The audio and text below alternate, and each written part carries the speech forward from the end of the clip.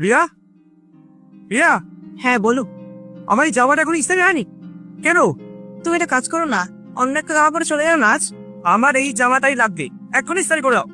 এই জামাটাই লাগবে এখন? হ্যাঁ, এটাই লাগবে। তাতে এটা এখন ইস্ত্রি করে দাও। একটা কথা ভালো মতো শুনে নাও, তোমার সাথে একটু ভালো মতো কথা বলে ভেবে নিও না আমি তোমার বোকা হয়ে গেছি। এই ঘরে যদি থাকতে হয় আমার কথা নিয়ে চলতে হবে তোমার, বুঝলে তো? ঠিক আছে, এক্ষুনি করে দিচ্ছি।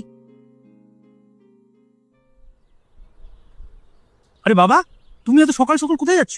আমি একটা নতুন কাজ পেয়েছি, তাই ওই কাজেই যাচ্ছি। কাজে? এই বয়সে? কিন্তু কেন? দেখ, অনেকদিন তো হলো আমি রিটায়ার করেছি, ঘরেই তো বসে থাকি, তাই একটা কাজ পেয়েছি। ভাবলাম কাজটাও করি, সময়টাও কাটবে, দুটো পয়সাও ঘরে আসবে। তোমার আমার টাকার দরকার কেন? আর যদি দরকারই থাকে আমার থেকে চাইবে, আমি দিয়ে দেবো। তোর থেকে টাকা চাইবো? নিজের মান সম্মান নষ্ট করবো?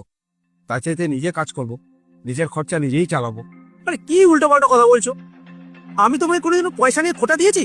আমাকে বলিস, কিন্তু বৌমাকে তো বলেছি। এই ঘরে যদি থাকতে হয় আমার কথা অনুযায়ী চলতে হবে তোমার, বুঝলে তো?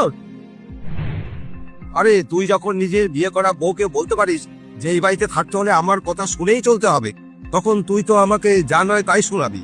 আরে যেই মেয়েটা তোর কত খেয়াল রাখে, সারাদিন ঘরের কাজকর্ম করে দেয়, সেখানে তো আমি কিছুই করি না, ঘরে বসে থাকি, কোনো কাজ করি না, তোর পয়সায় আমি ওষুধ খাই, সেখানে তুই হয়তো আমাকে কোনোদিন ঘর থেকে বেরই করে দিবি। সেই জন্য আমি নিজের জন্য একটা কাজ খুঁজেছি, যাতে তুই কোনোদিনও আমাকে বের করে দিলেও নিজের খরচা নিজে চালাতে পারি। আর আজকে থেকে আমি নিজের কাজ নিজেই করা শুরু করে দিয়েছি। বোমা, আজকে আমি নিজের জামা কাপড় নিজেই কেচে দিয়েছি, নিজের ঘরও পরিষ্কার করেছি। আমার কাজ যদি তোর পছন্দ না হয়, আমাকে নিয়ে যদি তোর কোনো সমস্যা হয়, তাহলে প্লিজ আমাকে ক্ষমা করে দিস।